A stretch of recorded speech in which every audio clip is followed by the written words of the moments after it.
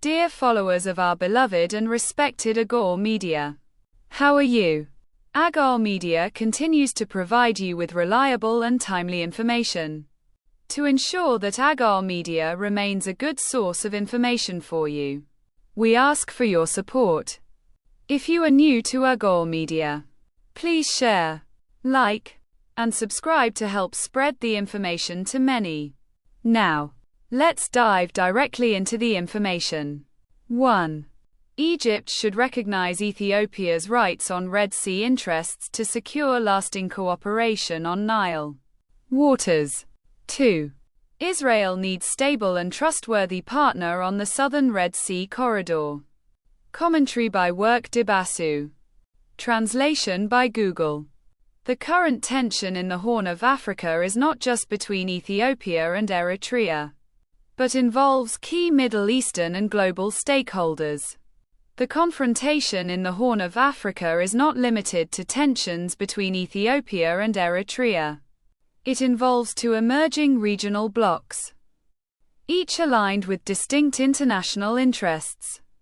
On one side are Egypt, Eritrea, Iran, Yemen, and Sudan's military, currently led by General Abdel Fattah al-Burhan, which controls the eastern part of the country.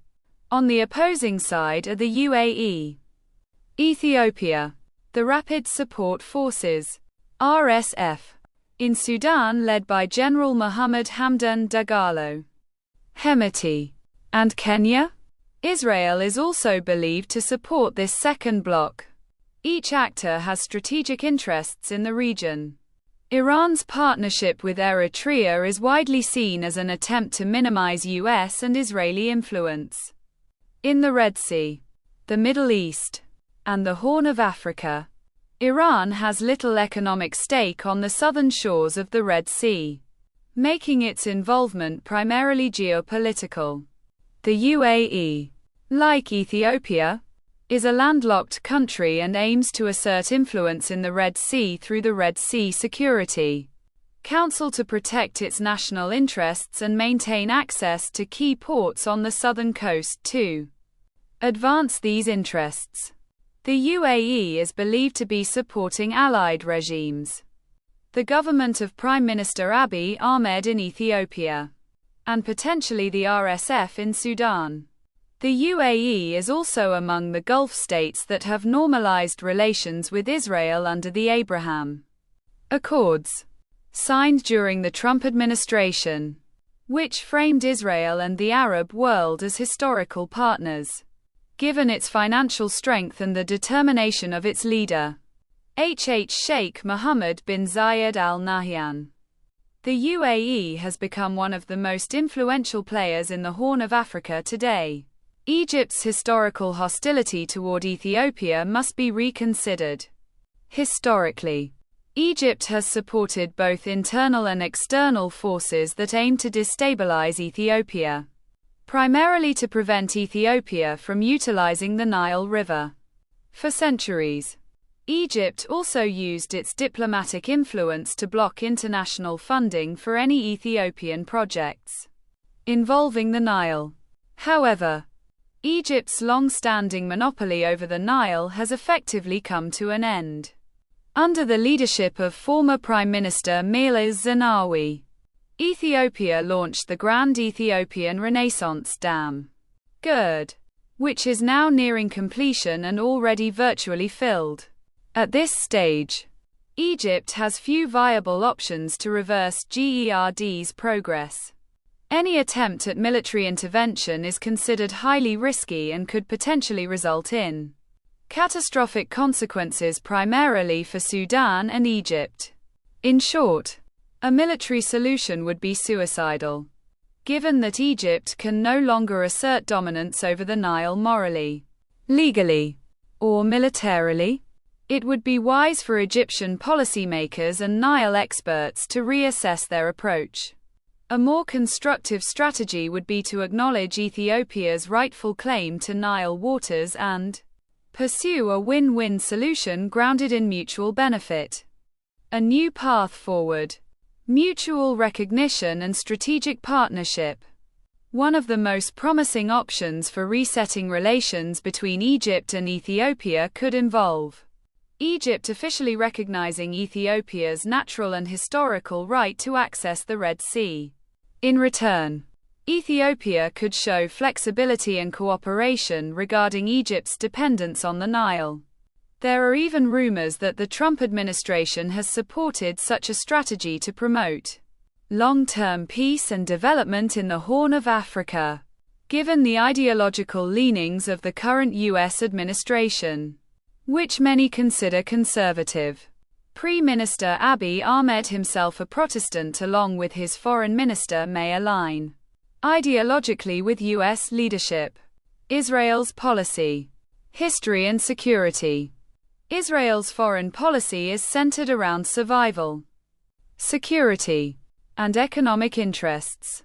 Surrounded by adversaries like Hezbollah, Hamas, and the Iranian government, which has openly declared its intent to destroy Israel, Israel prioritizes relationships with stable, predictable allies. In this context, Ethiopia presents itself as a key partner not just because of governmental alignment, but also due to deep historical and cultural ties between Ethiopians, Cushites, and the ancient Israelites. Regarding the historical relationship between Ethiopia and Israel, ties between the two peoples have remained stable over centuries and trace back to ancient times. According to tradition, this connection began during the era of King Solomon, around 992 BC. When the Agor people, an ancient ethnic group in Ethiopia, are believed to have embraced the faith of Judaism even before the renowned visit of the Queen of Sheba to Solomon's palace. Despite its long history, Ethiopia has not been a land of justice for the Agor people. Despite their significant contributions to the formation of the Ethiopian state and their peaceful rule under the Zagwe dynasty until 1270 AD. The Agor have been denied even the right to self-rule in today's Ethiopia, and have been subjected to genocide and displacement. Mischaracterizing Israel as an oppressor ignores historical context. Throughout history, the Jewish people have been among the most persecuted.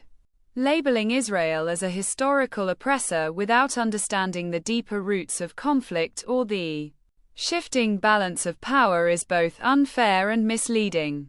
Having survived the Holocaust and the 1948 war, Israel's security mindset is deeply rooted in fear of extinction.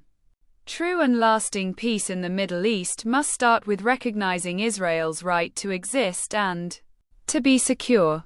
The 1947 UN resolution boundaries should be revised to reflect today's realities, especially maintaining Jerusalem as a united capital.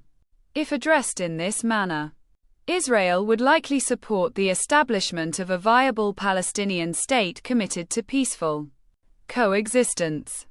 Israel's allies must also hold it accountable, encouraging it to address Palestinian grievances justly, and support the creation of a Palestinian government committed to non-violence and stability. This would not only benefit the Palestinians but would ensure regional security and a sustainable future for both peoples. Ethiopia and the UAE's access to the Red Sea is a strategic imperative. Ethiopia and the UAE gaining access to the Red Sea is more than an economic necessity. It is vital for regional security and long-term stability.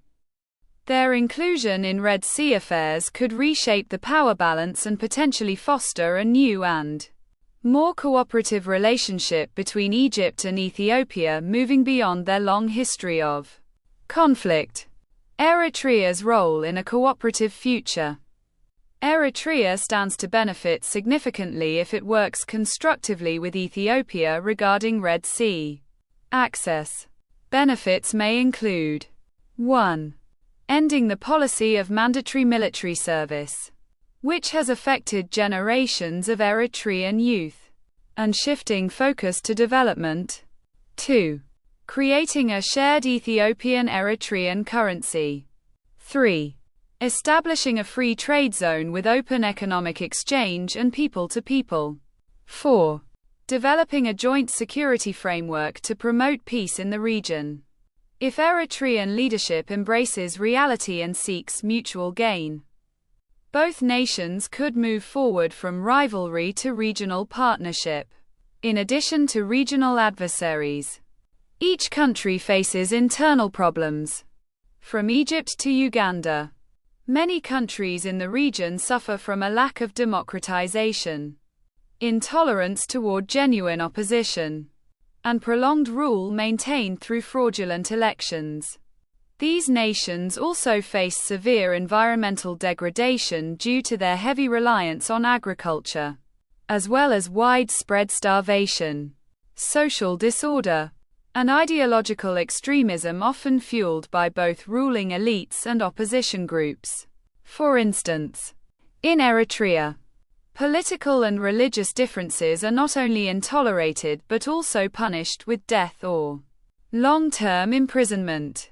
Ideological extremism among opposition forces is particularly severe in Ethiopia and Somalia, where armed groups have been involved in the displacement and even genocide of people who do not belong to their ethnic group or share their religious views, an issue that deserves urgent attention.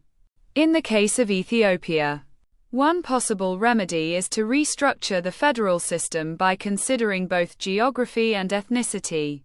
Ethnic considerations are essential for protecting endangered cultures and languages that are at risk of extinction. At the same time, geographic factors can help address governance-related grievances, promote equitable development, and resolve interregional boundary disputes. Such restructuring could also allow zones or provinces with shared interests to form voluntary unions. Thank you for watching. Wishing you well until our next commentary.